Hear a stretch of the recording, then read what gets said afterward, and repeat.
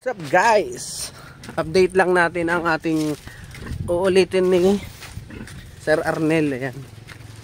Para sa tingnan natin. Ayun si Sir Arnel sa mga gustong magpa-AI, magpa-vitamins ng alagang baboy. Sunok na. Yung pawak. Ayan ang similyan. Ito yung tinatawag na na similyan ng Barakong baboy. Barakong baboy. Ayan. Masungit ito, sir. Masungit-sungit na Kesa dito. Masungit talaga tong isa na to. pag naglalandi kayo na ganyan ito talaga, sir. Masungit.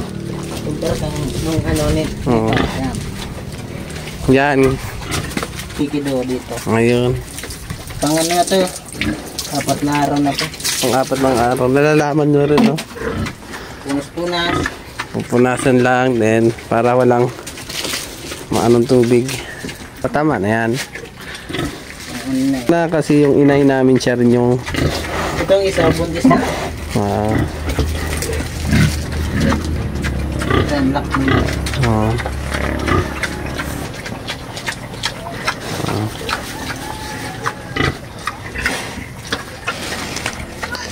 Kaya sa mga gusto, message lang kayo dyan sa page, sa niya na yan, sa account niya na yan. Dito ay naman to ngayon, ito na lahat yung ginagawa ng iba, AI na, sir. Para hindi na hassle. Hindi hassle, tsaka hindi rin sa baboy Stress.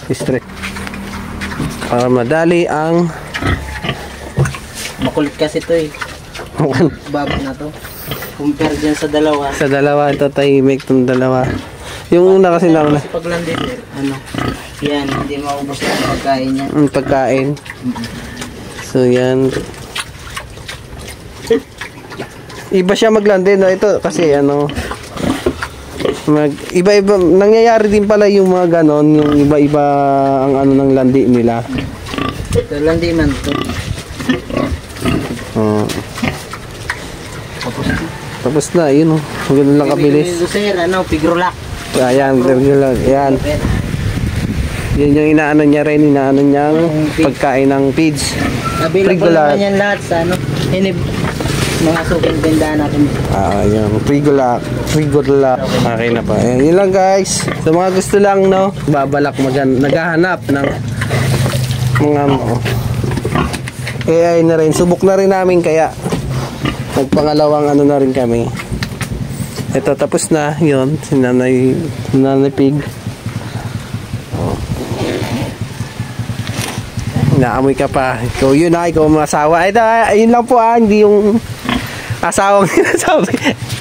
Yung tusok ng iba.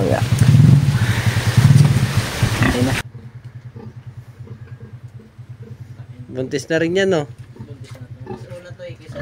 Sa dalawa. Ayun nga yung sa vlog na.